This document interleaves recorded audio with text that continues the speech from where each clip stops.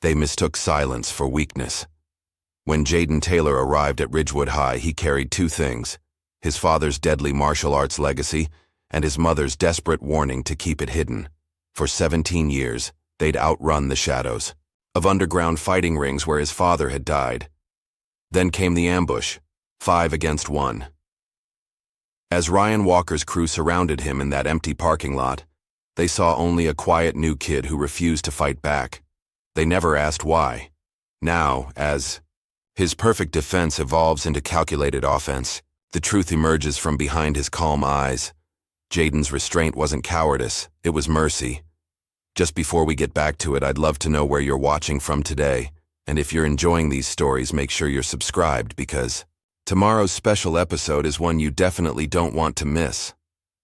Autumn leaves swirled across the empty street as Monica Taylor's sedan pulled into the driveway of their new home. 17-year-old Jaden watched from the passenger seat as curtains twitched in neighboring windows. Their arrival wasn't going unnoticed in this quiet suburban neighborhood of Ridgewood. "This is it," Monica said, her smile not quite reaching her eyes. "Our fresh start." Jaden nodded but remained silent. He'd seen that forced smile before, the one his mother wore when she was trying to convince herself more than him. The pristine rows of identical houses with their manicured lawns felt suffocating already. He counted 3 neighbors who had stopped what they were doing to stare at them. "They're just curious about the new neighbors," Monica said, following his gaze. "It'll be fine. This is what we needed." But Jaden sensed her unease as they began unloading boxes from the car. Every few minutes she'd glance up and down the street, as if expecting someone to appear. When her phone rang an hour later, she nearly dropped the box she was carrying. Monica checked the screen. Blocked number. Her voice wavered slightly before she answered. "Hello?" Jaden couldn't hear the voice on the other end, but he saw his mother's face drain of color. She ended the call quickly, her hands trembling as she slipped the phone back into her pocket. "Who was that?" Jaden asked. "Wrong number," she replied too quickly. Later that evening, Jaden noticed her checking that all the doors and windows were locked, twice. The next morning, Jaden stood at the entrance of Ridgewood High, adjusting the straps of his backpack. The school was larger than his previous one, with an imposing brick facade that looked more like a fortress than a place of learning. "You've got this," he whispered to himself before pushing through the heavy double doors. Inside, the hallways were bustling with students. Jaden immediately felt the weight of dozens of eyes on him. Conversation stopped mid-sentence as he passed.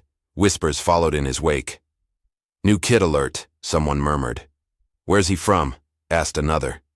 Jaden kept his eyes forward, pretending not to notice. The student body was predominantly white, something he'd expected from researching the town, but the intensity of attention still caught him off guard. He located his locker and was inputting the combination when he felt a presence beside him. A stocky senior with a crew cut leaned against the neighboring locker, arms crossed. "New kid thinks he's special?" the boy said, loud enough for others to hear. Jaden glanced at him briefly before returning to his locker. "Just trying to find my way around? I'm Ryan Walker," the boy said with a smirk that didn't reach his eyes. "And this," he gestured to a much larger student approaching them, "is Chase Miller." Chase stood at least 6'3", built like a football lineman. His expression was blank as he sized Jaden up.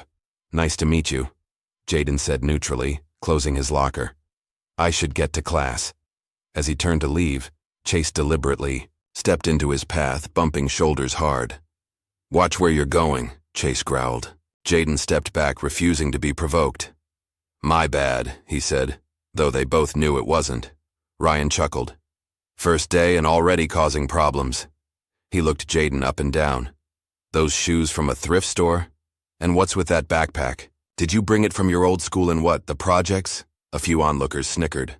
Jaden felt heat rising in his neck but kept his face impassive. He'd dealt with guys like this before. "Got somewhere to be," Jaden said, sidestepping them both. "This isn't over, new kid," Ryan called after him. By lunchtime, Jaden had endured 4 classes of side glances and whispers. He entered the cafeteria, tray in hand, scanning for an empty table. Most were already filled, students clustered in tight-knit groups. He spotted an available seat at a half-empty table and made his way over. As he set his tray down, a girl with auburn hair looked up from her book. "Is it okay if I sit here?" Jaden asked. She studied him for a moment. "Free country." Her tone wasn't unfriendly, just cautious. "I'm Jaden." "Emily," she replied. "Emily Dawson. You're the new kid everyone's talking about." "Great," Jaden muttered. "Already famous." A hint of a smile crossed her face. "Don't worry. They'll find something new to obsess over by next week." Across the cafeteria, Ryan and Chase entered with their group, scanning the room like predators. When Ryan spotted Jaden, he nudged Chase and they headed straight for his table. "Making friends already?" Ryan asked, placing both hands on the table and leaning forward. "Careful, Emily. You don't want to associate with the wrong crowd." Emily rolled her eyes. "Then why are you still standing here, Ryan?" Ryan's jaw tightened. "Nobody asked for your opinion." "Nobody asked for yours either," she shot back. Chase moved closer to Jaden. "You picked the wrong table, new kid." "The table seems fine to me," Jaden replied evenly. Chase reached for Jaden's milk carton. "Oops," he said, tipping it over. In that moment, something strange happened. Jaden's hand moved with startling speed, catching the carton before more than a few drops spilled. The movement was so smooth, so effortless, that even Chase looked surprised. Emily stared at Jaden with newfound interest. Ryan's eyes narrowed. "Lucky catch." Annoyed at being thwarted, Chase deliberately stuck his foot out as Jaden got up to grab napkins. But again, Jaden sidestepped the obstacle without even looking down, causing Chase to stumble slightly. "How did you—" Chase began. "Probably just luck again," Jaden said with a shrug. But his eyes held Chase's gaze steadily. "Let's go," Ryan muttered to Chase. "We've got better things to do." As they walked away, Emily leaned forward. "Nobody stands up to them like that." "I didn't do anything," Jaden said. "Exactly," she replied. "And that's what got to them." From across the cafeteria, a lanky boy with glasses had been watching the exchange with fascination. He approached their table nervously. "That was awesome," he said to Jaden. "I'm Ethan Reynolds." "Jaden Taylor." "Are you into martial arts?" Ethan asked eagerly. "The way you moved just now was like something out of a Bruce Lee movie." Jaden shifted uncomfortably. "Just good reflexes." "Ethan's obsessed with martial arts movies," Emily explained. "Thinks he's going to be the next UFC champion." Ethan blushed. "I just appreciate the discipline." The bell rang, signaling the end of lunch period. As they gathered their things, Emily warned Jaden. "Be careful with Ryan and Chase. They don't let things go easily." Emily's warning proved prophetic. When school ended, Jaden found Ryan and his group waiting in the parking lot near his bus. "Stop. Thought you could embarrass us?" Ryan asked, his voice low and dangerous. They had positioned themselves in a loose circle around Jaden. "Not looking for trouble," Jaden said, keeping his breathing steady. He was acutely aware of all 5 of them, their positions, their stances. Chase moved in closer. "Too bad. Trouble found you." "Back off," came a voice from behind them. Emily pushed through the circle, standing beside Jaden. 5 against 1? Real brave." Ryan's face contorted with anger. "Stay out of this, Emily. This isn't your fight." "It's not a fight at all," she retorted. "It's harassment. And if you don't, back off, I'm going straight to Principal Bennett." "You think I'm scared of the principal?" Ryan scoffed, but he took a step back. "You should be more scared of your daddy finding out you got suspended again," Emily replied coldly. Ryan's eyes darkened. "You'll regret getting involved." He looked at Jaden. "Both of you will." With a jerk of his head, he signaled to the others, and they dispersed. "Thanks," Jaden said as they walked toward the bus stop.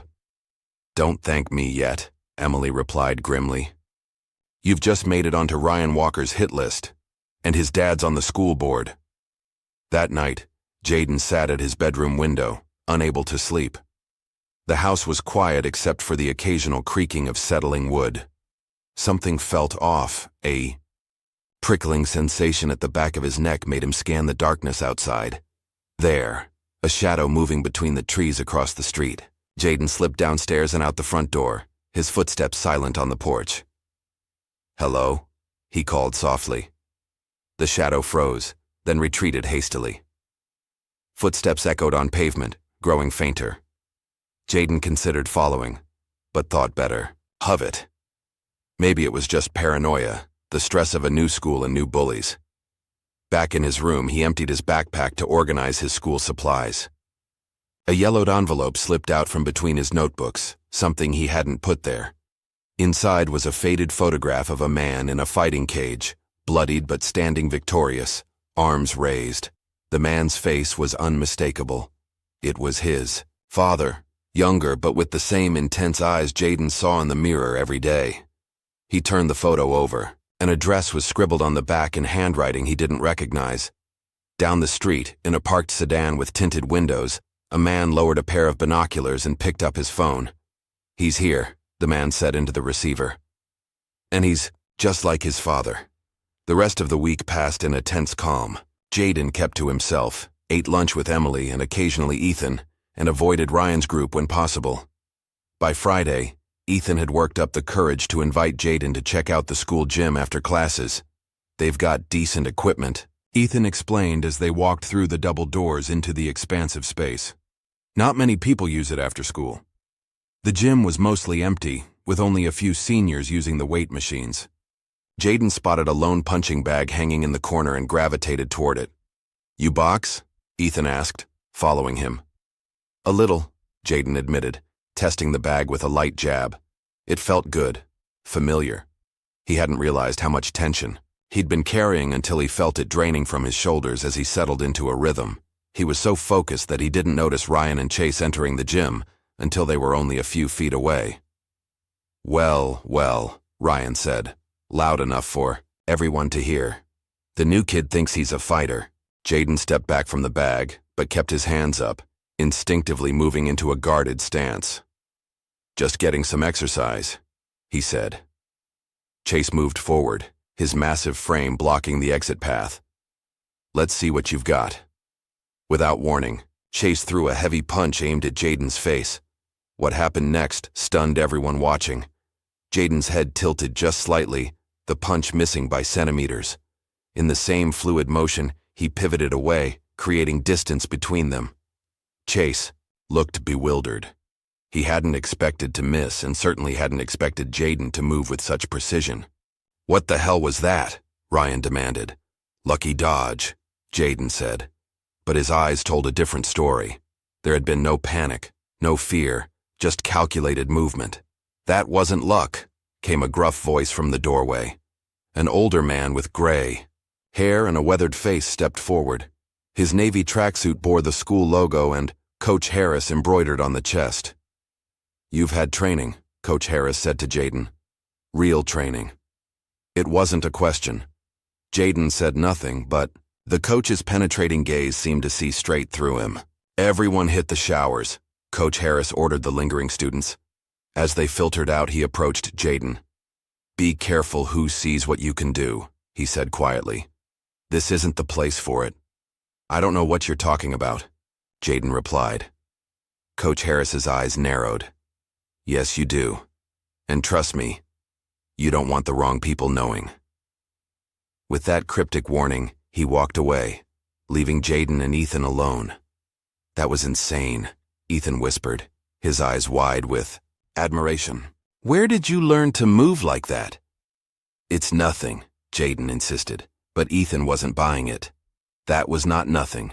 That was something I've only seen in professional fighters. Jayden grabbed his bag. "I should get home." The following day, at lunch, Emily seemed unusually quiet. When Jayden asked if something was wrong, she hesitated before answering. "I saw what happened in the gym yesterday," she finally said. "Word travels fast around here." "It wasn't anything."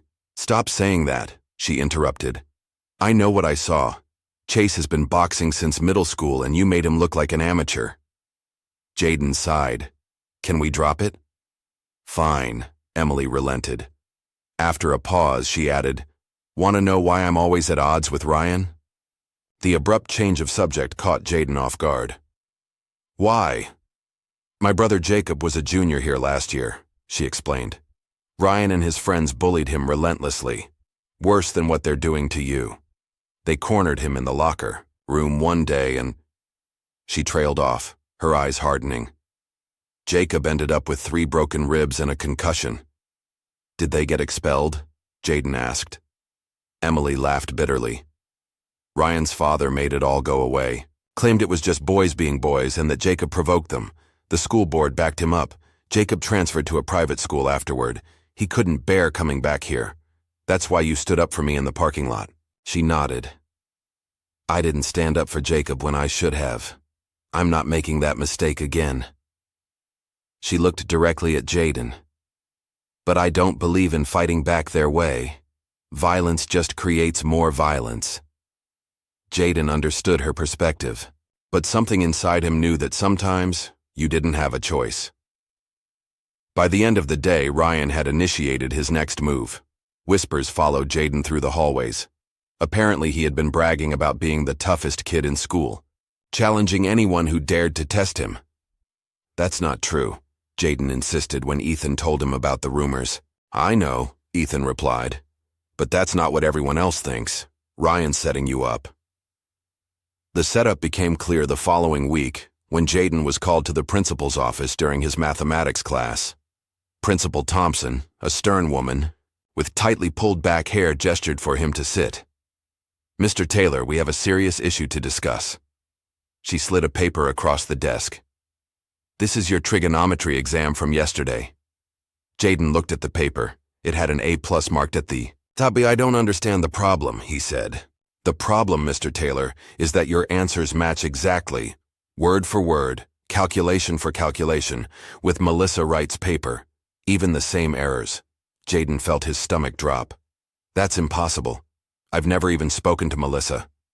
Nevertheless, the evidence is clear. You've been suspended for 1 week for academic dishonesty. But I didn't cheat. Principal Thompson's expression remained unmoved. The decision has been made.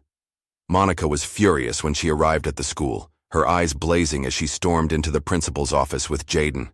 My son does not cheat, she insisted. Have you even considered that someone might be setting him up? Principal Thompson sighed. Mrs. Taylor, I understand you want to believe the best about your son. This isn't about belief, Monica cut in. Jayden has a 3.8 GPA from his previous school. He doesn't need to cheat. The evidence can be fabricated, Monica finished, and I want to know why you're so quick to assume my son's guilt without a proper investigation. The meeting ended at an impasse. As they left the office, Jayden noticed Ryan watching from across the hallway, a satisfied smirk on his face. Beside him stood a man in an expensive suit, similar features, same confident posture. Ryan's father. That's not going to help your case, the man was saying to Ryan, but there was no real reprimand in his tone. He glanced at Jayden and Monica, his expression cold and dismissive. The suspension couldn't be overturned. That night, Monica and Jayden sat at their kitchen table in silence, the weight of the day's events hanging between them. This isn't right, Monica finally said. I should fight this. It won't change anything, Jayden replied. Ryan's father has too much influence. Monica reached across the table and took his hand. There's something I need to tell you, Jayden. Something I should have told you a long time ago. The seriousness in her voice made Jayden sit up straighter. It's about your father, she continued. You know he was a fighter before he died. What you don't know is that he was forced into underground fights. Her voice cracked slightly. Those fights. They got people killed, Jayden. Your father didn't die in a car accident like I told you. He was murdered. The revelation hit Jayden like a physical blow. Murdered? By who? Powerful people. People who run those underground fights. Monica's eyes glistened with unshed tears. That's why we've moved so much. I've been trying to keep you away from that world. Is that why we came here? To hide? Monica nodded. But they've found us again. Those phone calls I've been getting, they're not wrong numbers. Someone knows we're here. She squeezed his hand tighter. Promise me you won't go down the same path. Promise me you won't fight no matter what. Jaden thought of Ryan, of Coach Harris's warning, of the mysterious address on the back of his father's photo. I promise, he said, but the words felt hollow. The suspension gave Ryan's group the perfect opportunity. On the third night, Jaden was walking home from the corner store when he noticed a car following him. It pulled alongside him as he turned into the school parking lot, a shortcut he often took. The car doors opened and 5 figures emerged. Ryan, Chase, and 3 others Jaden recognized from their group. Heard you got suspended, Ryan said, circling around him. Turns out you're not so special after all. Jaden kept walking, ignoring them. Hey, Ryan called, his voice hardening. I'm talking to you. Jaden stopped but didn't turn around. I'm not looking for trouble, Ryan. Too late for that. Ryan nodded to the others, and they formed a tight circle around Jaden. Either fight, or we'll break you. Jaden assessed his situation quickly. 5 against 1, no witnesses, an isolated parking lot. He could feel his heart rate remaining steady, his breathing controlled. Years of training had prepared him for moments like this. Chase made the first move, lunging forward with a wild punch. Jaden simply wasn't there when the fist arrived, having shifted slightly to the right. Another of Ryan's friends attacked from behind, but Jaden ducked smoothly, causing the boy to stumble forward. One by one, they attempted to land blows, but Jaden moved like water, flowing around their attacks without ever striking back. It was as if he could anticipate their movements before they even made them. Fight back, Ryan screamed in frustration. Stop dodging and fight. I don't want to fight you, Jaden replied calmly. Coward, Chase growled, charging forward like a bull. Just as the situation was escalating to its breaking point, headlights flooded the parking lot. A car horn blared, and the boys scattered, all except Jaden and Ryan. Coach Harris stepped out of the car. What's going on here? He demanded, though his tone suggested he already knew. Nothing, Ryan muttered, backing away. Just talking. Coach Harris watched him retreat before turning to Jaden. You're playing a dangerous game, kid. I didn't start this, Jaden protested. Doesn't matter who started it. What matters is how it ends. The coach's expression was grim. Get in the car. I'll drive you home. The ride was silent until they pulled up to Jaden's house. Before Jaden could get out, Coach Harris placed a hand on his arm. Listen to me carefully, he said, his voice low. I've seen fighters like you before. You've got something special, something rare. But that gift can be a curse if the wrong people notice it. He paused, seeming to choose his next words carefully. This town has secrets, son. Dark ones. And you're stirring them up. Jaden thought about the address on the back of the photograph. Do you know where Brighton Street is? Coach Harris stiffened. Why? Just curious. Stay away from Brighton Street, the coach warned. Nothing good happens there. That night, Monica received another call. This time, Jaden was close enough to hear the voice on the other end. You can't hide him forever, the deep voice said. He belongs in the ring, just like his father. After she hung up, Monica's hands were shaking so badly she dropped the phone. We need to leave, she whispered. We need to go now. But Jaden had made his decision. The next morning, while his mother was at work, he followed the address on the photograph to Brighton Street. It led him to what looked like an abandoned warehouse with a faded sign reading Kelly's Auto Parts. Jaden hesitated at the entrance before pushing open the heavy door. Inside was not an auto shop, but a fully equipped fighting gym. Heavy bags hung from chains, a boxing ring dominated the center, and various equipment lined the walls. Men of different ages were training, their movements precise and powerful. An older man with a scarred face looked up from wrapping a fighter's hands. His eyes widened in recognition. Well, I'll be damned, he said, approaching Jaden slowly. You're Carter's kid. I thought you were dead. You knew my father? Jaden asked, his voice barely above a whisper. The man nodded. Knew him? I trained him. He extended a calloused hand. Name's Kelly, Mike Kelly, and you're the spitting image of him. Jaden shook the offered hand. I'm Jaden. I know who you are, Kelly replied. Question is, do you? Mike Kelly's underground gym became Jaden's sanctuary over the next few days. While serving his suspension, he'd slip out when Monica was at work, making the 20-minute trek to Brighton Street. Each time, he told himself he was just going to learn more about his father, not to train. But the familiar smell of sweat and leather, the rhythmic sounds of fists striking bags, it all felt like coming home. Your old man was something special, Kelly told him on his third visit, as they watched two fighters sparring in the ring. Had this way of seeing attacks before they happened, like he could read minds. That's what got him into trouble? Jaden asked. Kelly's weathered face darkened. Talent like that attracts attention, the wrong kind. He glanced at Jaden. You move just like him, you know that? Jaden didn't respond. The parallels to his father both thrilled and terrified him. He ever mention a man named Victor Kane to you? Kelly asked carefully. No, who is he? Kelly seemed about to answer when his phone rang. He checked the screen and his expression changed. We'll talk about that another time. You should head home. As Jaden left the gym, he couldn't shake the feeling that Kelly was hiding something important from him. Back at Ridgewood High, Ryan Walker was brewing his next move. Jaden's suspension was ending, and the rumors about his fighting abilities had only grown during his absence. We need to settle this once and for all, Ryan told Chase and their group during lunch period.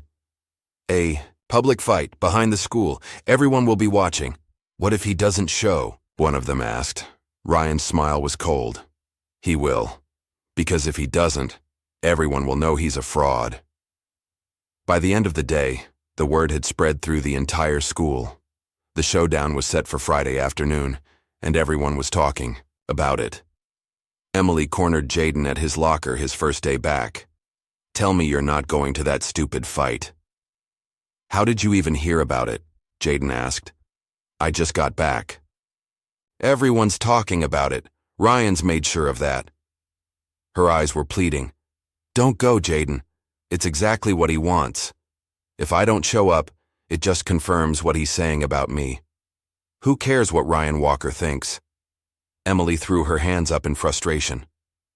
Fighting him won't solve anything. It'll just make things worse. Later, Ethan caught up with Jaden between classes, his excitement a stark contrast to Emily's concern. Dude, you have to go, he insisted. I've seen what you can do. You could totally take Ryan down. I promised my mom I wouldn't fight, Jaden said. Ethan looked disappointed. Sometimes you have to stand up for yourself, and maybe standing up to Ryan would help others who can't defend themselves. Jaden remained conflicted. Each path seemed to lead to more trouble. That afternoon, he returned to Kelly's gym, hoping for some clarity. But Kelly was deep in conversation with a man Jaden hadn't seen before. They stopped talking when they noticed him. Jaden, Kelly said, his tone more formal than usual. This is an old friend of mine, Jack Harris. Coach Harris? Jaden recognized him immediately. Harris nodded, curtly. We need to talk. They moved to Kelly's office, a small room cluttered with old fight posters and trophies. Harris closed the door behind them. What are you doing here, kid? Harris demanded. I told you to stay away from Brighton Street. I wanted to learn about my father, Jaden replied. Harris exchanged a glance with Kelly. Tell him, he said. Kelly sighed heavily. Your father fought for a man named Victor Kane, most promising fighter Kane ever had. When Carter tried to leave, to start a legitimate career, he trailed off. Kane didn't let him, Harris finished.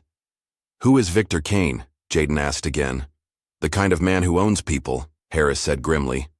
He runs underground fights all over the state, high stakes, no rules, and he's got connections to people you wouldn't believe, like Ryan's father, Jaden guessed. Harris's head snapped up. What do you know about that?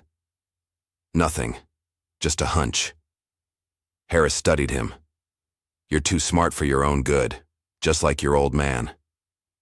He leaned forward. Listen to me carefully. Stay away from this fight. Stay away from Ryan Walker. And most importantly, stay away from Victor Kane. I don't even know Victor Kane, Jaden protested. No, Harris agreed. But he knows you. Jaden couldn't sleep. That night, Harris's warning echoing in his mind. Around 2 a.m., he heard the distinct sound of glass breaking downstairs. He crept to his bedroom door, listening carefully. Whispers. Multiple people. He dialed 911 on his phone and set it to speaker, hiding it under his bed before moving silently to his window. Outside, he could see dark figures slashing the tires of his mother's car. The side was already spray-painted with crude insults. Sirens wailed in the distance, and the vandals scattered. By the time the police arrived, they were long gone. But the damage was done. The house had been ransacked, furniture overturned, and belongings strewn across the floor. Monica surveyed the destruction with quiet rage. This isn't random, she said to the officer taking their statement. This is targeted. Harassment. The officer looked skeptical. Any idea who might have done this? Jaden knew exactly who was behind it. This was Ryan's way of ensuring he showed up for the fight. After the police left, Monica turned to Jaden. We're leaving this town. Tonight. Mom, we can't keep running. Jaden argued. It won't stop. What choice do we have? She asked, her voice breaking. They found us again. Jaden thought of his father, of Harris's warnings, of the fight waiting for him tomorrow. What if there's another way? By Friday afternoon, the area behind the school was packed with students. Word of the fight had spread beyond Ridgewood High, drawing teenagers from neighboring schools as well. Ryan stood in the center of the makeshift arena, his group flanking him like bodyguards. Emily pushed through the crowd, frantically searching for Jaden. She spotted Ethan and grabbed his arm. Is he coming? Ethan shrugged.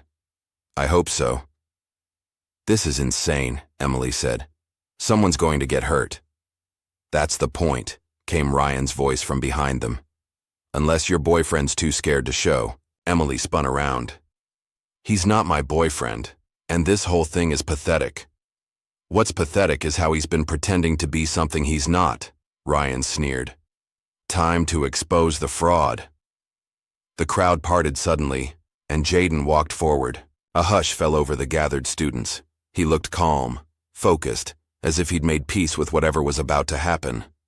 You came, Ryan said, genuine surprise in his voice. Let's get this over with, Jaden replied. Ryan gestured to Chase and two other boys, who spread out to form a wider circle.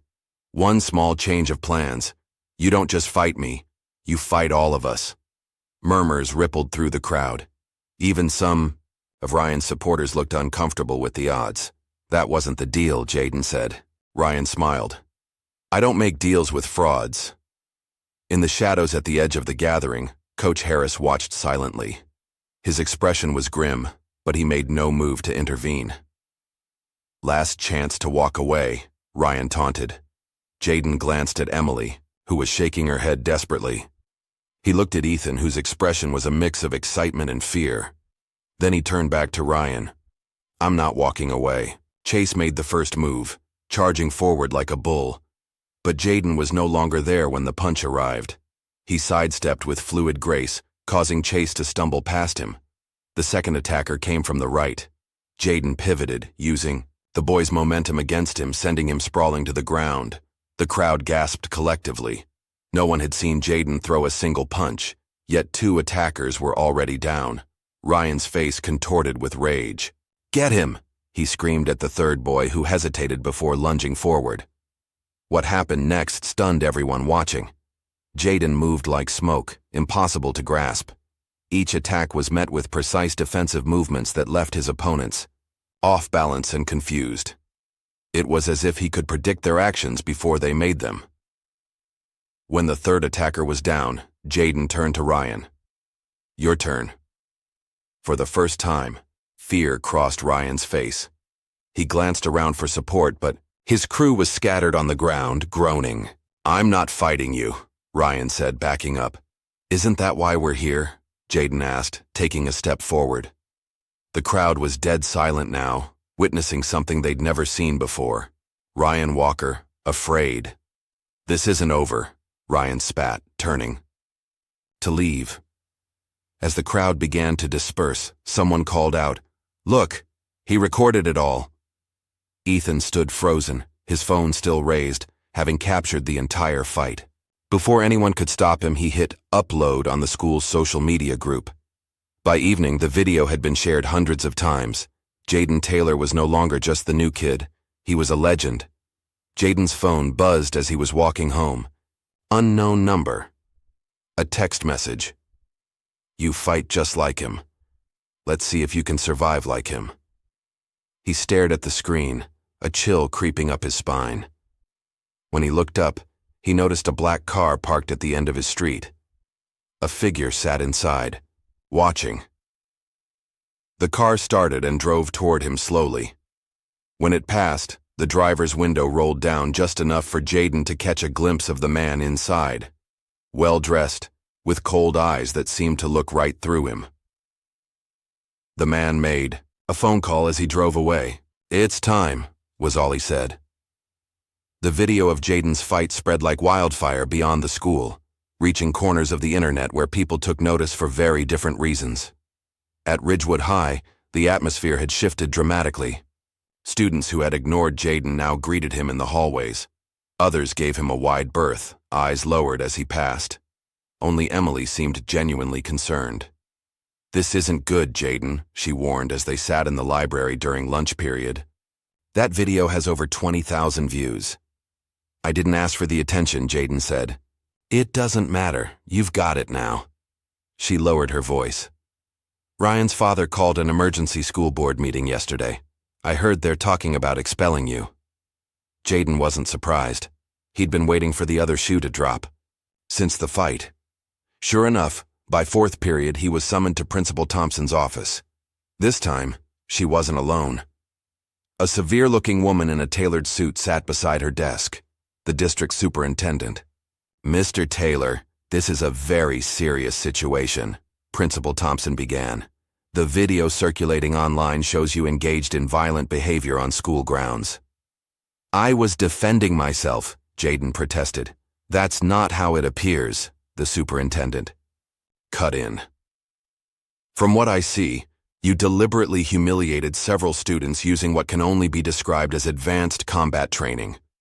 They ambushed me, 4 against 1. Regardless, we have a zero-tolerance policy for fighting," Principal Thompson said. "You're suspended indefinitely pending a full review by the school board." As Jayden left the office, he saw Monica being escorted in, her face tight with worry. In the hallway outside, Ryan stood with his father, a tall man with graying temples and the same cold, entitled expression as his son. Mr. Walker's eyes followed Jayden as he passed, calculating and dangerous. That afternoon, a black SUV pulled up beside Jayden as he walked home. The back door opened. "Get in," said a voice from inside. "We need to talk." Jayden peered into the darkened interior. The well-dressed man from the car the other night sat in the back seat. "Who are you?" Jayden asked, keeping his distance. "Victor Kane," the man replied. "I'm sure you've heard of me by now." Jayden's blood ran cold. "I'm not interested in talking." "I'm not giving you a choice," Kane said smoothly. "Get in, or the next conversation I have will be with your mother instead." Reluctantly, Jayden slid into the seat. The door closed behind him, and the SUV pulled away from the curb. "I see you have your father's gift," Kane said, studying Jayden with clinical interest. "Natural talent like that is rare, 1 in a million." "What do you want from me?" Kane smiled thinly. "The same thing I wanted from your father, to put your talents to proper use." "You mean illegal underground fights," Jayden said. "I prefer to think of it as an exclusive sporting venture for discerning clients with particular tastes." Kane's voice was silky, educated. "Your father made a lot of money fighting for me. He could have had everything. Until he wanted out," Jayden said. Kane's expression hardened briefly before returning to its practiced smoothness. "Your father made unfortunate choices. I'm offering you a different path." "I'm not interested," You will be, Kane replied confidently. Everyone has their breaking point, Jaden. It's just a matter of finding yours. The SUV pulled over. They had circled the block and were back where they'd started. Think about my offer, Kane said as Jaden got out. I'll be in touch. The next day, a ripple of shock went through the school. Coach Harris was gone. A substitute teacher showed up for his classes, explaining that he had taken an extended leave of absence. Jaden immediately went to Kelly's gym after school, but the place was locked up tight. A for lease sign hung in the window. No trace of Kelly or the fighters who had trained there. Panicked, Jaden called Emily. Something's wrong. Kelly's gym is closed and Coach Harris is missing. Meet me at Franklin Park in 20 minutes, she said, sounding equally concerned. There's something I need to show you.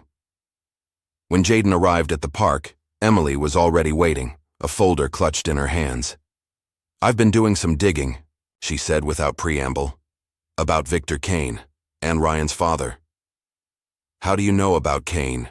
Jaden asked. I heard my parents talking about him. My dad's a civil attorney. He mentioned Kane was untouchable because of his connections. She opened the folder. Look at this. Inside was a newspaper clipping showing a younger Thomas Walker, Ryan's father, shaking hands with Victor Kane at a charity event. The caption identified Walker as a major donor to Kane's youth boxing initiative. It's a front, Emily explained. The charity doesn't exist except on paper. It's how they launder money from the fights. How did you find this? My brother didn't just transfer schools because of bullying, Emily admitted. He saw something he wasn't supposed to. Ryan once brought him to one of these underground fights. When Jacob threatened to tell someone, that's when the serious bullying started. Jaden thought about the black SUV, about Kane's warning. This is bigger than high school bullies. Much bigger, Emily agreed. And now they're targeting you because of what you can do, because of who your father was. As they talked, Jaden noticed people staring at them across the park. Groups of students were pointing and whispering. One girl turned away when Jaden looked in her direction. What's going on? He asked. Emily grimaced.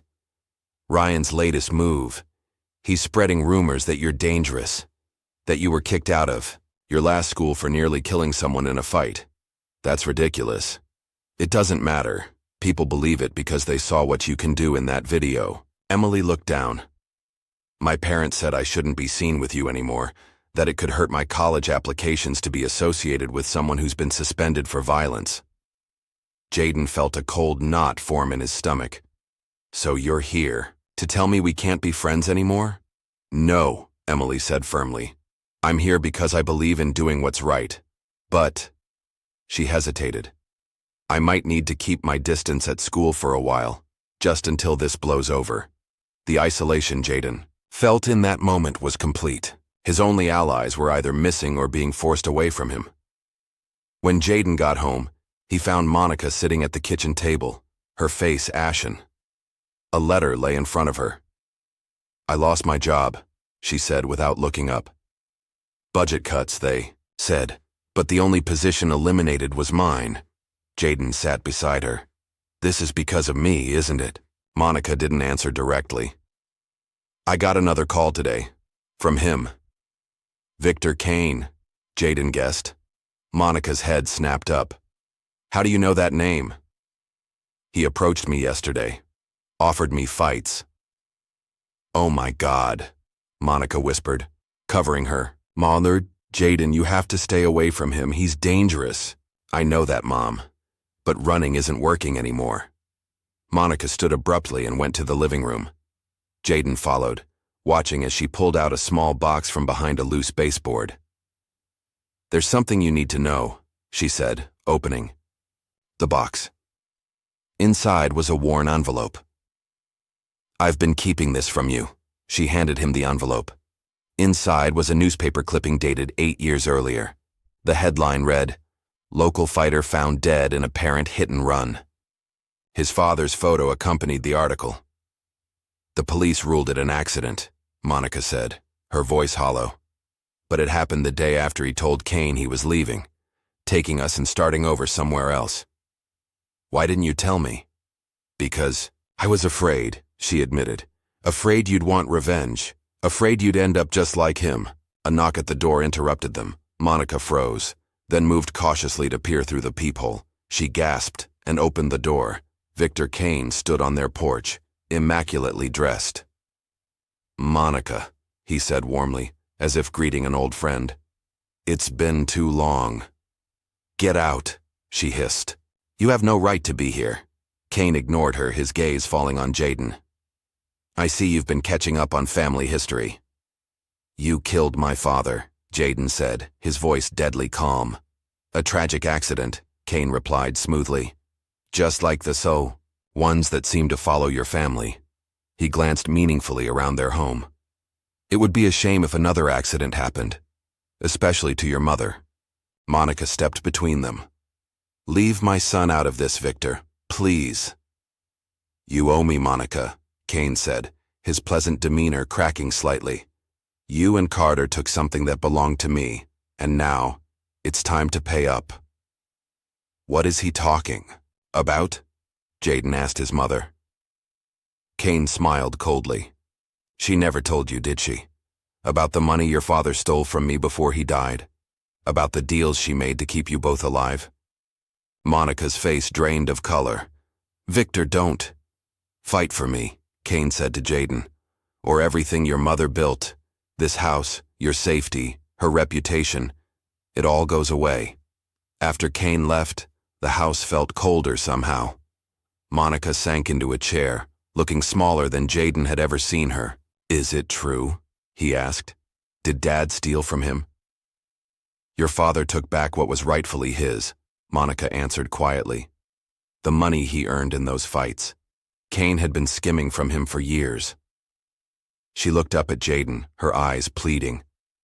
We needed it to get away, to start over. The next morning, Jayden woke to the sound of his mother screaming. He rushed downstairs to find her standing in the living room, which had been completely destroyed. Furniture was slashed open, electronics smashed, and every framed photo shattered. On the wall, painted in what looked sickeningly like blood, was a message. Fight or lose everything. Jayden stared at the words, something hardening inside him. He pulled out his phone and dialed the number from the text message. I'll do it, he said when Kane answered. I'll fight for you. Excellent, Kane replied. I knew you'd see reason eventually. But I'm doing this my way, Jayden continued. One fight. That clears my family's debt. After that, we're done. Kane chuckled. We'll see about that. Be at the address I'm texting you. Tonight. 8 o'clock. As Jayden hung up, Monica looked at him with tears in her eyes. What have you done? What I had to, Jayden replied. But don't worry. I have a plan. The warehouse loomed before Jayden like a concrete monolith, its windows blacked out and exterior unmarked. Only the steady stream of expensive cars pulling into the adjacent lot indicated this abandoned-looking building was their destination. Monica sat beside him in their car, her knuckles white as she gripped the steering wheel. You don't have to do this, she whispered, her voice breaking. We can still leave, start over somewhere else. Jayden shook his head. They'll just find us again. He checked his phone, 7:45 p.m. I need you to trust me, Mom. I have a plan. What? Plan could possibly work against men like Victor Kane. Remember what Dad always said. The bigger they are, the harder they fall. Monica finished, a ghost of a smile crossing her face. You sound just like him. A black SUV pulled up beside them. The window rolled down to reveal Victor Kane's driver. He's waiting inside, the man said. Just the fighter, no spectators until showtime. Monica grabbed Jayden's arm. Promise me. You'll be careful. I promise, Jayden said, giving her hand a reassuring squeeze before stepping out of the car. The driver led him through a side entrance and down a dimly lit corridor. The sounds grew louder as they approached, a crowd chanting, music thumping, the unmistakable noise of combat. They emerged into a cavernous space transformed into a fighting arena. A chain-link cage stood at the center, surrounded by tiered seating filled with well-dressed spectators drinking from champagne flutes. Victor Kane waited near the fighter's entrance, impeccable in his tailored suit. "Right on time," he said, appraising Jaden coldly. "Follow me." He led Jaden to a small locker room where a man was wrapping another fighter's hands. The other fighter was enormous, at least 6'6" and built like a heavyweight boxer, with scarred knuckles and a broken nose that had healed crooked. "Jaden, meet Dominic," Kane said. "Your opponent tonight." Dominic barely glanced at Jaden, his expression blank and professional. "He's twice my size," Jaden said. Kane smiled thinly. "That's what makes it interesting for my clients. They don't pay to see fair fights." He gestured to a man who approached with hand wraps. "Get ready. You're on in 20 minutes. As the man wrapped his hands, Jaden scanned the room, memorizing exits, noting security positions. His heart rate remained steady despite the circumstances. Years of training had prepared him for moments like this, though never in a setting so brutal. "First time in the cage?" the man wrapping his hands asked quietly. Jaden nodded. "Word of advice. When you go down, stay down. Guys like Dominic don't stop until they're made to stop." "Thanks," Jaden replied, though he had no intention of staying down. A handler came to escort him to the cage. As Jaden walked the narrow path between spectators, he felt their eyes appraising him like meat at a market. These weren't ordinary fight fans. They were predators looking for blood. Their expressions ranged from amused to dismissive as they saw his size compared to Dominic's. In the front row, Jaden spotted a familiar face. Coach Harris, sporting a black eye and split lip. Their eyes met briefly. Harris gave an almost imperceptible nod as if to say, "Be ready." Victor Kane stepped into the center of the cage with a microphone. "Ladies and gentlemen, tonight we have a special treat, a legacy match." He gestured toward Jaden. "Some of you may remember Carter Taylor, one of our most promising fighters years ago. Tonight, his son makes his debut." Murmurs rippled through the crowd. Some of the older spectators leaned forward with renewed interest.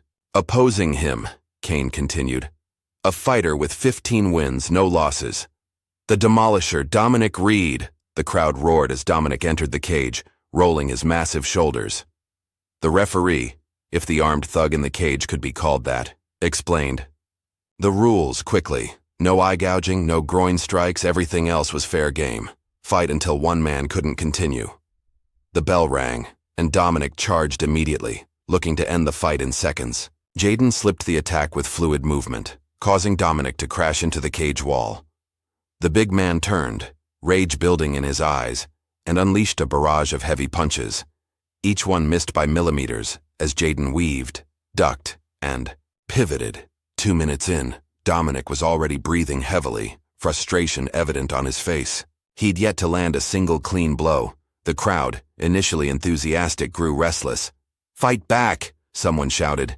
"This isn't a dancing competition," yelled another. Kane watched from ringside, his expression darkening. This wasn't the spectacle he'd promised his clients. Jaden maintained his defensive strategy, studying Dominic's patterns. The big man was powerful but predictable, telegraphing his moves with subtle tells, a slight shift of weight, a tightening around the eyes before a right hook. 5 minutes in, Dominic caught Jaden with a glancing blow that sent him reeling against the cage. The crowd leapt to their feet, sensing blood. Dominic pressed his advantage, trapping Jaden against the chain link and unleashing a knee to the midsection that drove the air from his lungs. For the first time, Jaden felt fear creeping in. This wasn't a high school bully. This was a trained killer who fought without rules or mercy. As Dominic drew back for a finishing blow, Jaden spotted something in the crowd beyond the cage. Ethan Reynolds, his eyes wide with horror, being escorted by 2 of Kane's men. What was Ethan doing here? Had he followed Jaden? The momentary distraction cost him. Dominic's fist connected with Jaden's jaw, sending him crashing to the mat. The crowd roared in approval. "Stay down," Kane's voice cut through the noise, low and threatening. "Or your friend over there joins the next fight." Jaden's vision blurred as he struggled to his knees. Through the haze, he saw Ethan being restrained, fear evident on his face. The referee began counting down. 8, 9. At the last possible moment, Jayden surged to his feet. The crowd's disappointment was audible. Dominic circled again, more cautious now. "Just die already, kid," he growled. "Not today," Jayden replied, settling back into his stance. The second round was more brutal than the first. Dominic, realizing he couldn't match Jayden's speed, resorted to dirty tactics, attempts to break fingers, headbutts and clinches, even spitting to distract. Jayden absorbed punishment but remained standing, his defensive skills keeping him from the worst damage. By the third round, both fighters were bloodied. Jayden from accumulated damage, Dominic from the few precise counterstrikes Jayden had landed when openings appeared. The crowd was fully engaged now, witnessing a fight unlike any they'd seen before. As Jayden circled away from another wild charge, his gaze swept the audience again. This time, he froze. There, sitting next to Victor Kane, were two faces he hadn't expected to see, Ryan Walker and his father. They were laughing, champagne glasses in hand, clearly enjoying the spectacle. The realization hit Jayden like another punch. This was never just about Victor Kane. Ryan's father had been part of it all along. The school suspension, Monica losing her job, the threats, a coordinated effort to force Jayden into this cage. Anger flared in Jayden's chest, a hot, dangerous thing he'd kept carefully contained until now. In that moment of clarity, Dominic rushed in. Instead of evading, Jayden stepped into the attack, timing a perfect counterhook that caught Dominic flush on the jaw. The big man staggered, surprised by the sudden offense. Jayden pressed forward, his movements no longer just defensive but precisely aggressive. Each strike targeted vulnerable points, the solar plexus, the floating ribs, the temple. Dominic, already tired from chasing shadows for 3 rounds, began to crumble. A precise elbow split his eyebrow, blood pouring into his eye. A liver shot doubled him over. A final spinning back kick sent him crashing to the mat, unconscious. Silence fell over the arena. Then, scattered applause that grew into a roar. The spectators were on their feet, not out of bloodlust now, but genuine appreciation for what they'd witnessed. Jayden stood in the center of the cage, chest heaving, hands still raised in a guard position. Kane entered the cage, his expression unreadable. "Impressive," he said, though his eyes were cold. "You've exceeded expectations." "We had a deal," Jayden said. "One fight. That clears my family's debt." Kane smiled thinly. "The night's not over yet." He gestured to his men who were already entering the cage. "Take him to the back. Clean him up. We have special plans for our new champion." As they escorted Jayden out, he caught a final glimpse of Ryan and his father in deep conversation with Kane. Mr. Walker looked angry, gesturing emphatically while Kane listened with practiced patience. In the back room, a medic tended to Jayden's cuts while guards stood watch. Through the thin walls, he could hear Kane announcing the next match. Then, unexpectedly, a commotion, raised voices, the sound of something heavy falling. The door burst open. Coach Harris stood there breathing heavily. "We need to move now." "What's happening?" Jayden asked as Harris cut the zip ties binding his wrists. "Kane's setting you up for a fall," Harris explained, checking the hallway. "Walker's been grooming his son for years to be Kane's new star fighter. You just stole his spotlight. Ryan, he's fighting for Kane? Not just fighting. He's the face of a new league they're planning. Legitimate sponsors, television deals, all built on underground credibility. But you're the real deal, and that threatens everything." Harris handed Jayden his phone. "Your friend Emily sent this. She's been digging." On the screen was a news article outlining Thomas Walker's new sports entertainment venture, with his son Ryan featured prominently as its breakout star. "They need you gone," Harris continued. "The next fight isn't a fight, it's an execution." "What about Ethan?" "They have him somewhere." "The skinny kid with glasses?" "He's the reason I'm here. He recorded everything on his phone before they caught him. Sent it to your friend Emily before they took it." A shout from the hallway interrupted them. Check the back rooms, the fighter's missing. Time's up, Harris said. Follow me. They slipped out a service door into a maze of back corridors. Ahead, Jayden could see an exit sign glowing red in the darkness. Behind them, footsteps and angry voices grew closer. Go, Harris urged. I'll hold them off. I can't leave you. This isn't up for debate, son. I owe your father this much. Harris pushed him toward the exit. Find Emily. She has the evidence. And watch your back. Kane won't. Stop coming. The last thing Jayden saw before the door closed was Harris turning to face the approaching guards, fists raised. Outside, the cool night air hit Jayden's face. His mother's car was gone from where they'd parked it. Had Kane's men taken her too? Panic rose in his throat as he pulled out his phone to call her. Before he could dial, the warehouse door burst open behind him.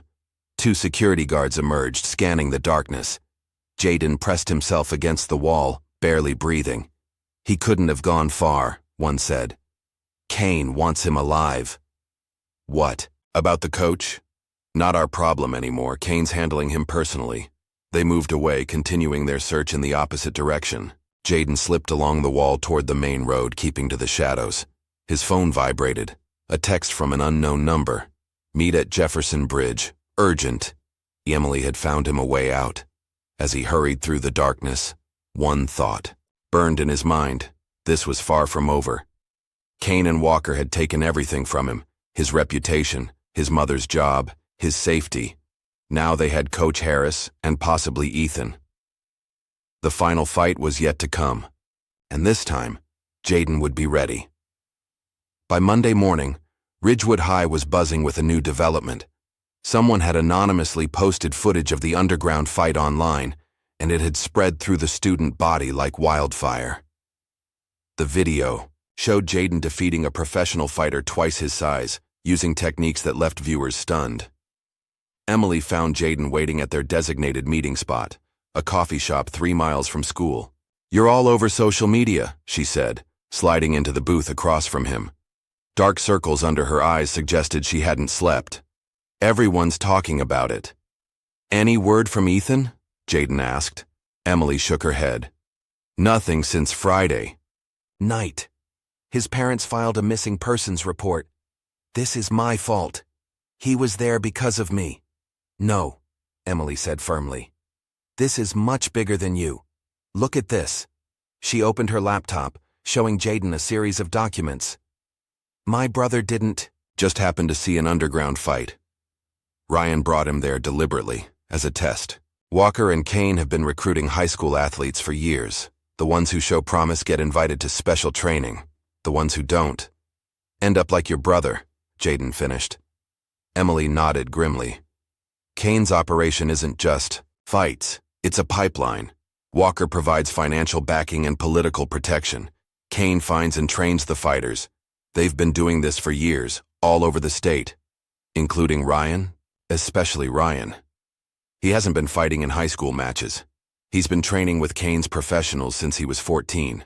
His father has been grooming him to be the public face of their new venture, a legitimate fighting promotion, built on the backs of exploited teenagers.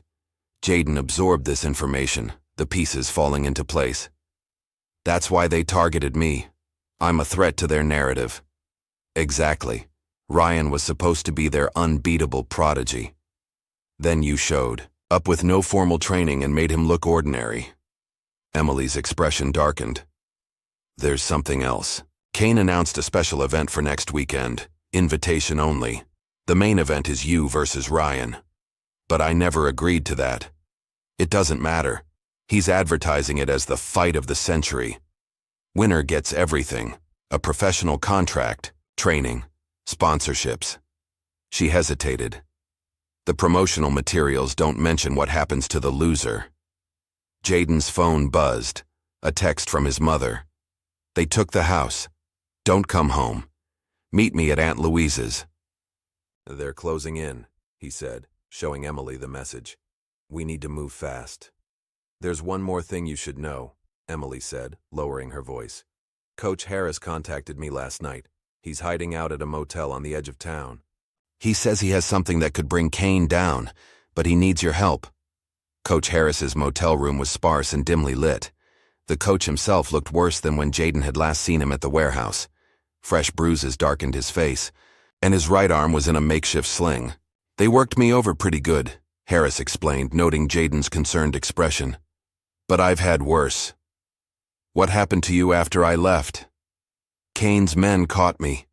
Would have been the end if your friend hadn't created a distraction." Harris gestured to the corner where Ethan sat with his laptop, typing furiously. "Ethan?" Jayden exclaimed. "You're okay." "Mostly," Ethan replied, showing a bandaged hand. "They broke 2 fingers before I got away." "How did you escape?" "Coach Harris happened," Ethan said with admiration. "He came out of nowhere, took down 3 guys. We ran for it during the chaos." Harris waved off the praise. "The important thing is we got this." He pointed to Ethan's screen. "Tell him." "I've been compiling everything," Ethan explained.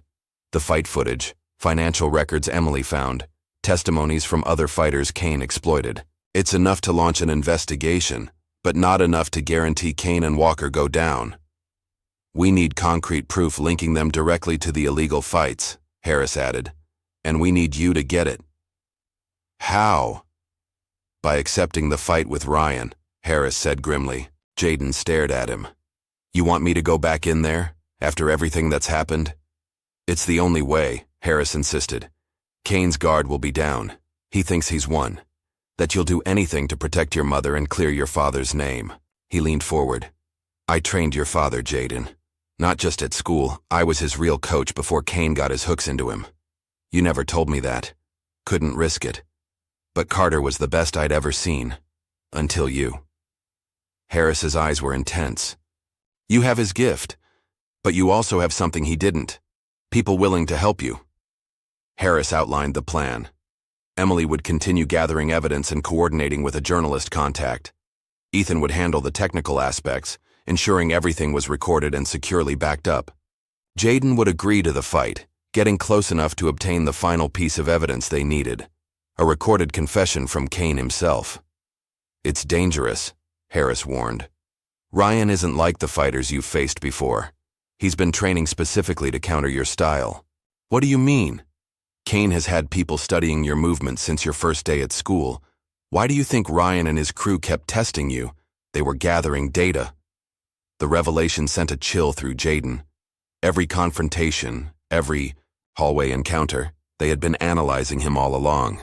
"Then I need to show them something they haven't seen," Jayden said. For the next 5 days, Jayden trained with Harris in the abandoned warehouse where they'd set up a temporary base. The training was unlike anything he'd experienced before, focusing, not on defense as he'd always practiced, but on aggressive counter techniques his father had developed. Carter created these moves specifically to defeat Kane's fighters, Harris explained as they worked. Techniques that use an opponent's aggression against them. He never got to use them in his last fight. Jayden absorbed everything, pushing past his limits. Each night, he collapsed exhausted onto a thin mattress in the corner of the warehouse. Each morning, he rose before dawn to begin again. On the 4th day, Emily arrived with news. Ryan's training has intensified. His father's brought in specialists, former MMA champions, Olympic wrestlers. They're determined to make this his crowning moment. "Good," Jayden said, wrapping his hands. "Let them get overconfident." On the final night before the fight, Monica visited the warehouse. She'd been staying with her sister in a neighboring town, kept informed but distanced for her safety. "I should have told you everything years ago," she said as they sat alone. "About your father's real work, about Kane, about why we kept moving." "You were protecting me," Jayden said. "I understand that now. Your father wanted to give you a choice he never had, to live free from that world." She squeezed his hand. "But I see now that running only delayed the inevitable. You're too much like him, too gifted to stay hidden forever. After tomorrow it'll be over, one way or another." Monica's eyes were worried. "Promise me you'll be careful. These men, they don't play by any rules." "That's why we're going to win," Jayden replied, "because neither do we anymore." The venue for the final fight was larger, more polished than the warehouse. a converted theater with stadium seating circling a professional octagon cage. Security was tight, with armed guards checking every attendee against a guest list. The crowd was a mix of underground fight enthusiasts and legitimate sports figures, drawn by the whispered promise of witnessing something extraordinary. In the locker room, Kane personally supervised Jaden's preparation. "A lot of important people are here tonight," he said, watching as Jaden's hands were wrapped. "People who can make or break careers." "I'm not interested in a career," Jaden replied. "Just fulfilling our deal." Kane laughed. "Still holding on to that illusion?" "There is no deal, boy. There's only what I decide happens next." He leaned closer. "Your father thought he could leave too. Look how that turned out."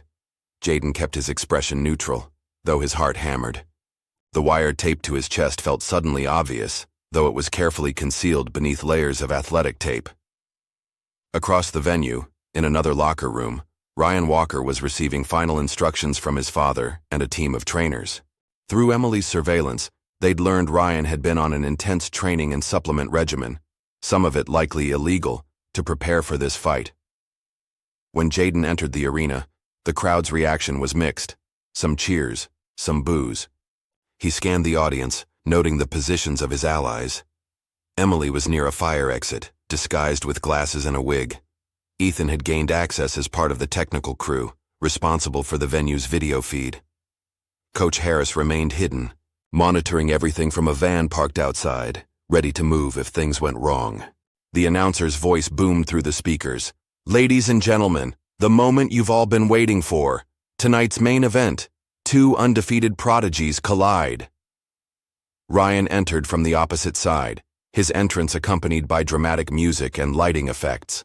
He looked different, harder, more defined, his eyes cold and focused. This wasn't the high school bully Jaden had known. This was a fighter molded by professionals, designed to destroy. As they met in the center of the octagon for the referees' instructions, Ryan spoke through his mouthguard. "You should have stayed down when you had the chance." "Funny," Jaden replied. "I was about to say the same to you." Thomas Walker sat prominently at ringside beside Victor Kane, both men radiating confident anticipation. The plan required Jaden to last long enough for Ethan to hack into the venue's private communication system. Every moment in the cage was bought time. The bell rang, and Ryan attacked immediately with a flurry of precise strikes, jabs, hooks, leg kicks, all thrown with technical perfection. Jaden defended, but found his usual evasive movements countered as if Ryan could predict them.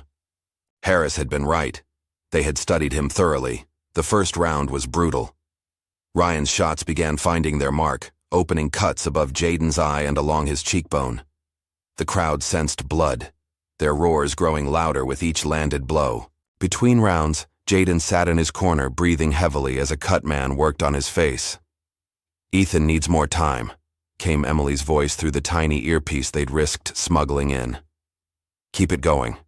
The second round began worse than the first. Ryan had found his rhythm and pressed his advantage, backing Jaden against the cage with relentless pressure. A hard right hook sent Jaden to the canvas. The crowd rose to their feet, sensing the end was near. As the referee began his count, Jaden caught sight of Kane and Walker at ringside, already celebrating. Kane was speaking into Walker's ear, both men smiling with satisfaction. Something shifted in Jaden then, a cold clarity replacing the fog of combat. He rose at the count of 8, blood streaming down his face, but his eyes clear and focused. "Still got some fight left?" Ryan taunted. Jaden didn't respond.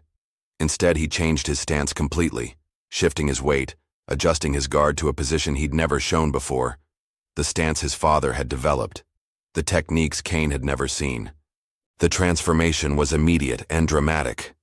When Ryan attacked again, Jaden countered with movements that seemed to defy physics, redirecting force, creating angles that shouldn't exist, turning Ryan's power against him.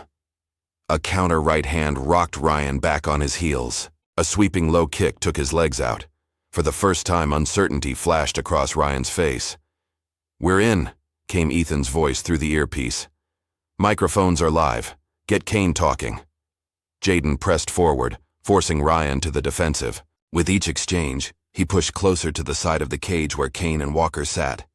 During a clinch against the fence, he locked eyes with Kane. "My father knew, didn't he?" Jayden called out, loud enough for Kane to hear. "About the fixed fights, about you and Walker planning to eliminate him." Kane's expression darkened. "Focus on the fight, boy," he shouted back. He threatened to expose. "You," Jayden continued, absorbing a hard elbow from Ryan to maintain the position. "That's why you had him killed." Ryan broke free, landing a hard combination that sent Jayden stumbling back. But he'd said enough. Kane was on his feet now, agitated, leaning over to Walker with heated words picked up by the venue's microphones and Ethan's recording devices. The third round became a war of attrition. Both fighters bloodied, both exhausted, but Jayden's new techniques were taking their toll on Ryan. The years of specialized training were meeting their counter, and Ryan's confidence was crumbling. "It's done," came Emily's voice. "We got everything. Kane confessed to Walker about your father. It's all recorded. Get out of there." But Jayden wasn't finished. As Ryan lunged forward with a desperate attack, Jayden executed the move his father never had the chance to use, a perfectly timed counter that caught Ryan flush, sending him crashing unconscious to the mat. The arena fell silent, then erupted. No one had expected this outcome, least of all Kane and Walker, who stared in stunned disbelief. As the referee raised Jayden's hand in victory, the doors at every entrance burst open. Police officers flooded in, followed by FBI agents in tactical gear. "Victor Kane, Thomas Walker," called the lead agent through a megaphone. "You're under arrest for racketeering, illegal gambling operations, and conspiracy to commit murder." Chaos erupted. Spectators scrambled for exits. Security guards drew, weapons only to find themselves vastly outnumbered by law enforcement. Kane made a desperate break for a side door but was tackled by officers. Thomas Walker, ever the pragmatist, didn't resist. His cold eyes found Jayden's across the crowd. "This isn't over," he mouthed silently, before being led away in handcuffs. In the midst of the pandemonium, Jayden climbed out of the cage. Emily rushed to his side, supporting his weight as exhaustion and injuries took their toll. "You did it," she said, her voice thick with emotion. "It's over." Coach Harris appeared through the crowd, his face breaking into a rare smile. "Your father would be proud, son." But as they made their way toward the exit, Jayden caught a glimpse of Ryan being loaded onto a stretcher, still unconscious. Thomas Walker might be in custody, but his son remained, a reminder that some cycles were harder to break than others. "Is it really over?" Jayden asked quietly. Harris followed his gaze. "One battle at a time," he replied. "One battle at a time." Jayden winced as the doctor applied butterfly stitches to the cut above his right eye. The hospital's fluorescent lights seemed unnaturally bright after the darkness of the fighting arena. In the corridor outside his examination room, he could hear the steady murmur of voices, police officers, federal agents, and his mother arguing with someone about staying by his side. "You're lucky," the doctor said, stepping back to examine her handiwork. "No fractures, no serious concussion, just a lot of superficial damage." Jayden nodded slightly, careful not to disturb the fresh stitches. His body felt like one massive bruise, but he was alive, which was more than Kane had intended. A gentle knock preceded Emily's entrance. She looked exhausted but triumphant, clutching a tablet to her chest like a shield. "How are you feeling?" she asked, pulling a chair beside his examination bed. "Like I went 10 rounds with a bulldozer," Jayden replied with a weak smile. "How's Ethan?" Getting his hand properly set. "The doctors say he'll have full function back in a few weeks." She glanced toward the door before lowering her voice. "It worked, Jayden. The FBI had already been building a case against Kane for months. Our evidence was the final piece they needed." She turned the tablet toward him. On the screen was a news website with the headline, "Underground Fighting Ring Busted. Prominent Businessman Among Those Arrested." "They're not releasing all the names yet," Emily explained, "but Walker's definitely in custody. His lawyer's already trying to negotiate a deal for reduced charges in exchange for information on Kane's other operations." "Typical," Jayden muttered. "Even now he's looking for a way out." "It won't work this time." Emily's voice was firm. The recording we got is damning. Kane explicitly mentioned Walker's involvement in your father's death. No judge will let him walk after that. Monica entered the room, her face a mixture of worry and relief. The police want your statement when you're ready, she told Jayden. Not tonight, tomorrow, or the next day. What happens now? Jayden asked. Our house is evidence in a federal investigation, Monica finished with a small smile. But my sister says we can stay with her as long as we need to, and my old job has already called. They want me back. Apparently, with Walker's influence gone, they've had a sudden change of heart. A sharp knock interrupted them as Coach Harris entered, looking considerably more battered than when Jayden had last seen him. Fresh bruises darkened his face, and his arm remained in a sling. Thought you might want to see this, he said, holding up his phone. On the screen was a live news broadcast showing Victor Kane being led into a police station in handcuffs, his usually immaculate appearance disheveled, his expression murderous. They're running the full story tomorrow, Harris continued. Kane's empire is crumbling by the hour. Financial records, fight locations, payoffs to officials, it's all coming out. What about Ryan? Jayden asked. A shadow crossed Harris's face. Released from the hospital an hour ago. His father pulled some final strings before they took him away. The kid's been sent to some fancy boarding school in Switzerland, effective immediately. So he just gets away with everything? Emily's voice was indignant. Not exactly, Harris replied. The school is more of a forced exile, part of Walker's desperate attempt to distance his son from the scandal. Ryan's fighting career is over before it really began. Jayden absorbed this information with mixed feelings. Ryan had been more than a bully. He'd been complicit in something truly sinister. Yet there was something hollow about this resolution, a punishment that felt more like an escape. There's something else. You should know, Harris said, his tone growing serious. Kane's financial records were seized. They contained details about payments made to keep certain investigations quiet. He glanced at Monica. Including the investigation into your husband's death. Monica paled. What did they find? Enough. To prove it wasn't an accident. The driver who hit Carter was on Kane's payroll. He's already in custody, talking to save his own skin. Harris placed a gentle hand on Monica's shoulder. They're reopening the case, Monica. Carter will finally get justice. Tears welled in Monica's eyes as she reached for Jayden's hand. For years they had lived under the shadow of that accident, moving from town to town, looking over their shoulders. Now at last, the truth would be known. The following week unfolded in a blur of police interviews, media inquiries, all declined, and medical follow-ups. Ridgewood High remained in a state of shock as the full extent of Walker's and Kane's operation came to light. The school board, desperate to distance itself from the scandal, unanimously voted to lift Jayden's suspension and expunge any disciplinary actions from his record.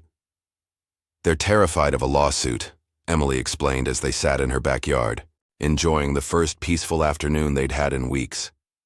Half the board members are scrambling to prove they knew nothing about Walker's activities. And the other half? Jayden asked. Resigning before they're investigated too. She scrolled through her phone. The local paper's doing a series on corruption and town leadership. Your name's been kept out of it, but everyone knows who brought it all down. Jayden leaned back in his chair, watching clouds drift overhead. I never wanted to be at the center of all this.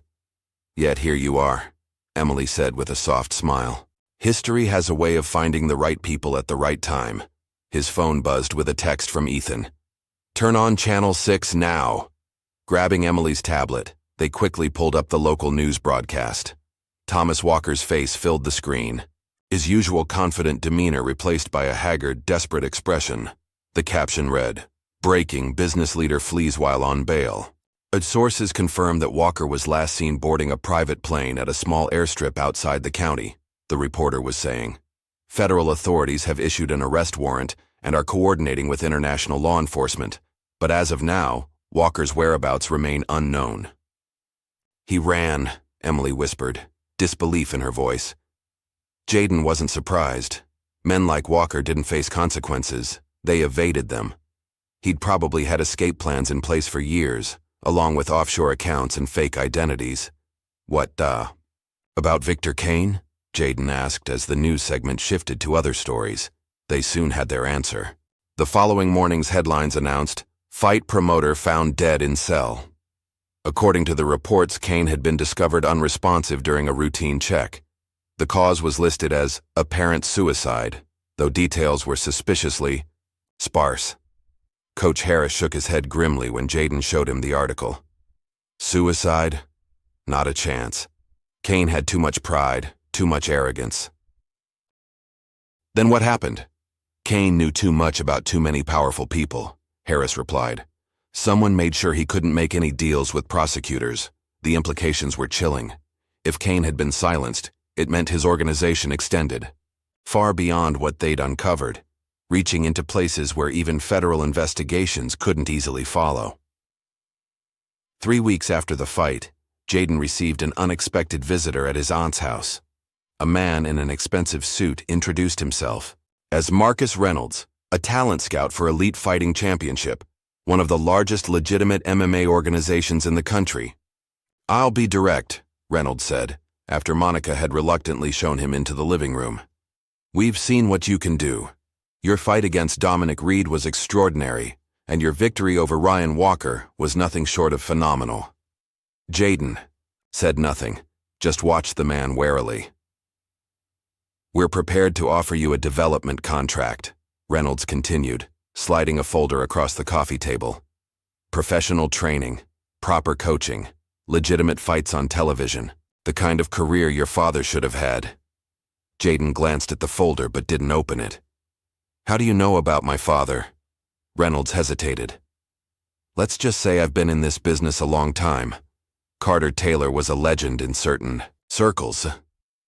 "And who are you connected to?" Jaden asked pointedly. "Kane, Walker, or someone higher up the food chain?" The scout's practiced smile faltered slightly. "Our organization is completely legitimate. We have no connection to those unfortunate situations.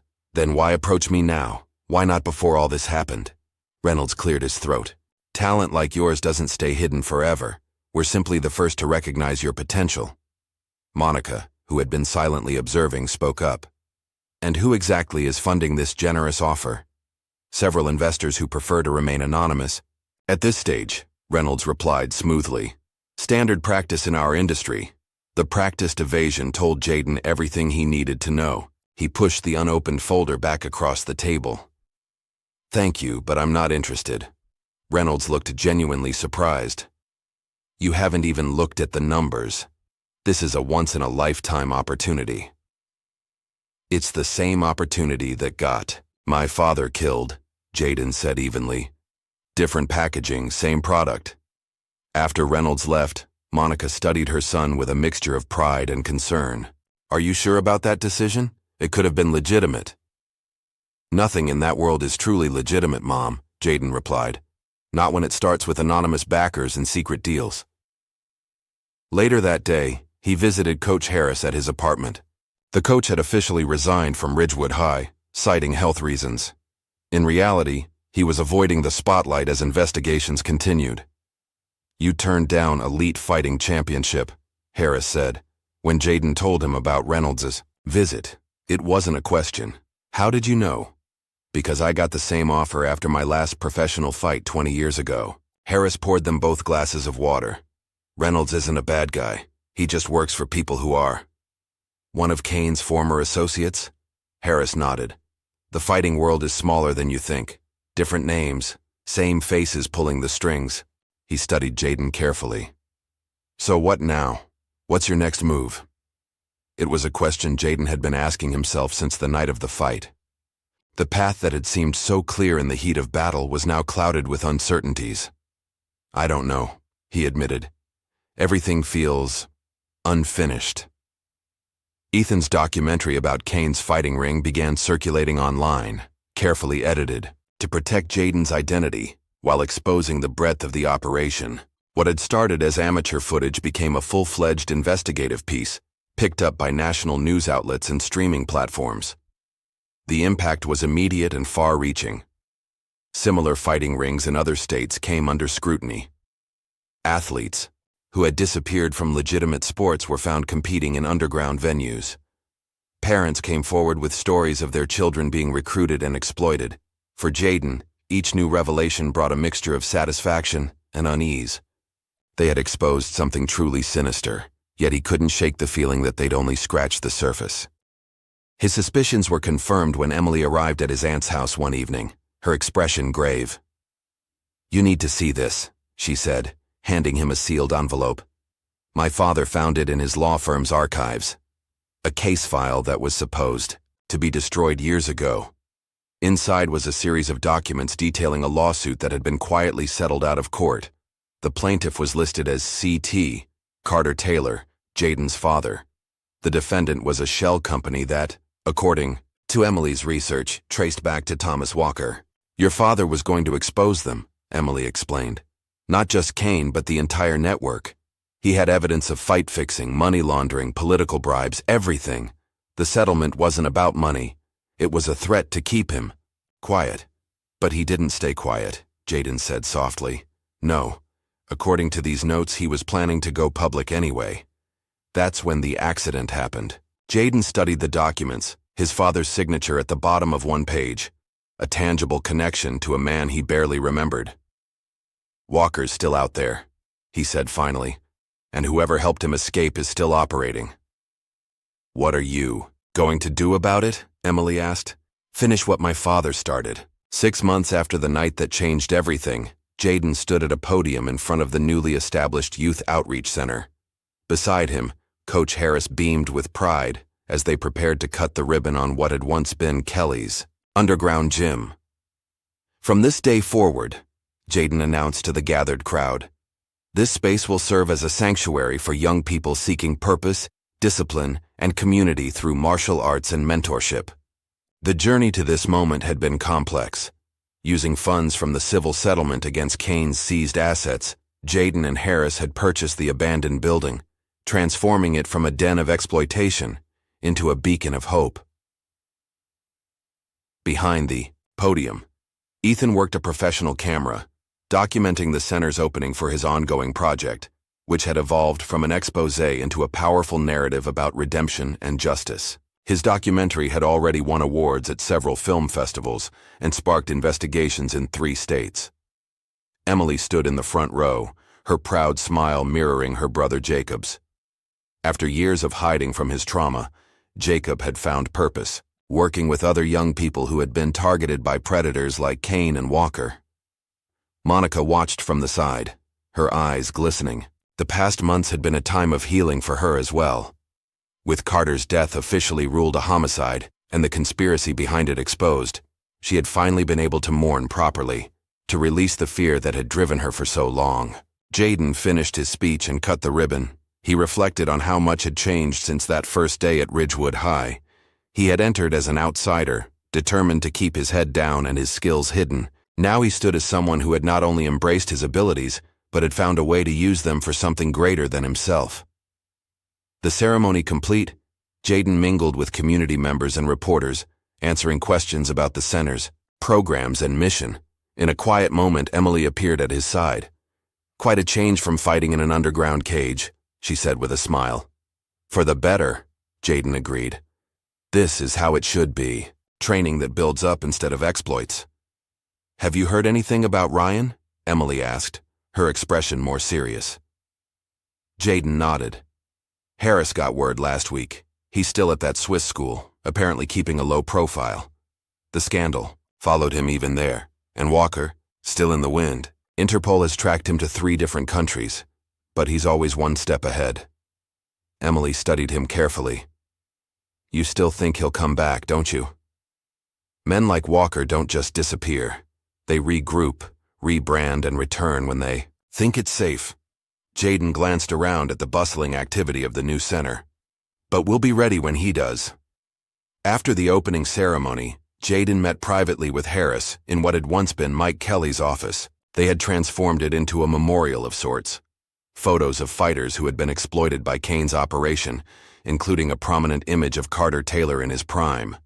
"Your father would be proud," Harris said, his gruff voice softened with emotion. Not just of what you did in that cage, but of this. He gestured to the center beyond the office walls, breaking the cycle instead of perpetuating it. I still feel like there's more to do, Jaden admitted.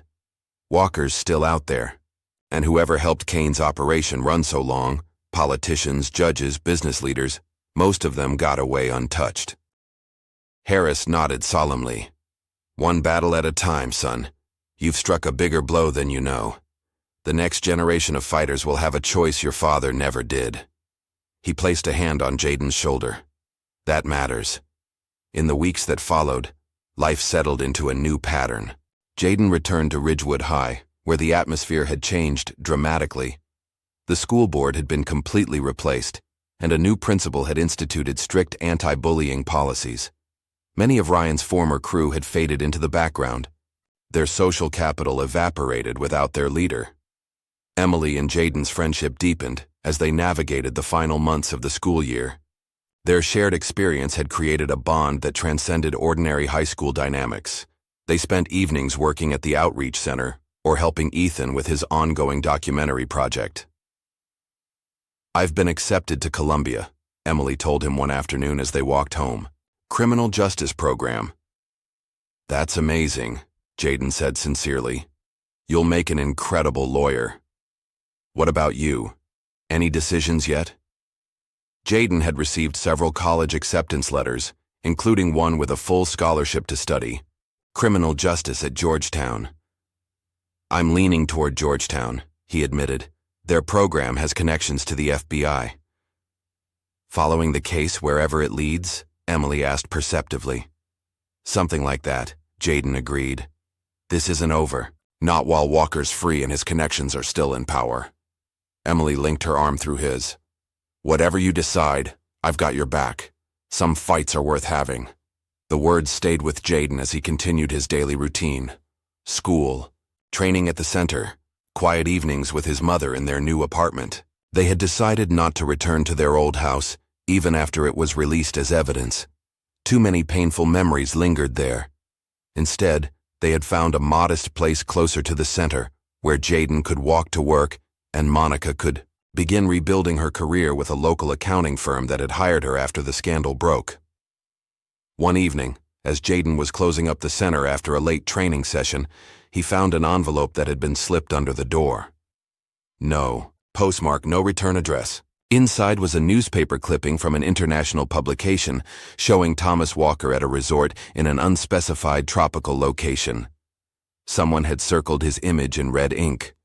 Below it, a handwritten note. Some debts remain unpaid. Jaden studied the photo carefully. Walker looked relaxed, confident, a man who believed he had escaped justice. The handwriting was unfamiliar, but the message was clear. Someone else was tracking Walker, someone who wanted Jaden to know it. He debated whether to show the clipping to Harris or Emily, ultimately deciding to keep it to himself for now. They had all sacrificed enough already. The end of the school year arrived with a normalcy that felt almost surreal after everything that had happened. Jaden, Emily, and Ethan sat together at graduation, sharing private smiles as the principal made vague references to overcoming challenges in her speech. Afterward, as families gathered on the school lawn for photos and celebrations, Monica hugged Jaden tightly. Your father would be so proud, she whispered. I know, Jaden replied, and for the first time, he truly believed it. Later that evening, Jaden decided to walk home alone, taking the long route through downtown. The early summer air was warm, the streets peaceful. As he passed the local Say diner, he noticed a black car parked across the street, its engine running despite being unoccupied. A prickling sensation at the back of his neck made him slow his pace. Something felt off. The car door opened, and a man stepped out, middle-aged, expensively dressed, with an air of quiet authority. There was something vaguely familiar about him, though Jaden was certain they had never met. The man approached, stopping a respectful distance away. Jaden Taylor? Jaden tensed, his body automatically shifting into a defensive stance. Who's asking? The man smiled, though it didn't reach his eyes. Just an interested party. You've made quite an impression in certain circles. If Kane sent you, Kane is dead, the man interrupted, and Walker is indisposed. This is about what comes next. I'm not interested in fighting, Jaden said firmly. That chapter's closed. The man laughed softly. You really think this is over? That exposing one operation ends the game? He shook his head. You've barely scratched the surface, son. There are forces at work that make Kane look like a small-time hustler. Why are you telling me this? Consider it a professional courtesy, a warning from someone who recognizes your father in you. The man's expression turned serious. You've made powerful enemies, more powerful than you realize. They're watching, waiting. Jaden studied the man carefully. And which side are you on? That depends entirely on your next move. The man reached into his pocket and produced a business card, blank, except for a phone number. When you're ready to learn the truth about your father's work, his, real work, call this number. Jaden took the card reluctantly. What do you mean, his real work? But the man was already turning away. You'll understand when you're ready. Until then, watch your back. This game is far from over. As the man returned to his car, Jaden felt a chill that had nothing to do with the evening air. He watched the black sedan pull away, memorizing the license plate automatically. For a moment, he stood frozen on the sidewalk, the business card heavy in his hand. Then, with deliberate calm, he continued walking home, his mind racing with possibilities. Whatever this new threat was, he would face it as he had faced Kane and Walker, with preparation, allies, and the training his father had passed down. The black car reappeared at the end of the block, moving slowly alongside him. The window rolled down just enough for the driver to make eye contact, a final warning, a reminder that he was still being watched. Jaden stared back unflinchingly, refusing to be intimidated. Then he turned and walked away, disappearing into the gathering darkness. Whatever came next, he would be ready. Behind him, the black car continued its slow, silent pursuit, a shadow that neither retreated nor advanced, simply waited for the next chapter to begin. Some battles end with clear victors, but the most important wars are fought in moments of choice. What would you have done in Jaden's position? Would you have embraced your gifts for glory, or tempered them for something greater? If this story of resilience, skill, and the courage to break destructive cycles resonated with you, make sure to like this video and subscribe for more powerful narratives that explore the complex choices we face when extraordinary abilities meet ordinary injustice.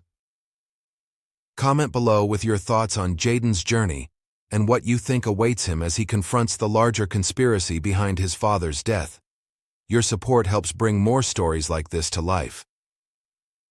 Until next time, remember, the most dangerous fighter isn't the one who strikes first.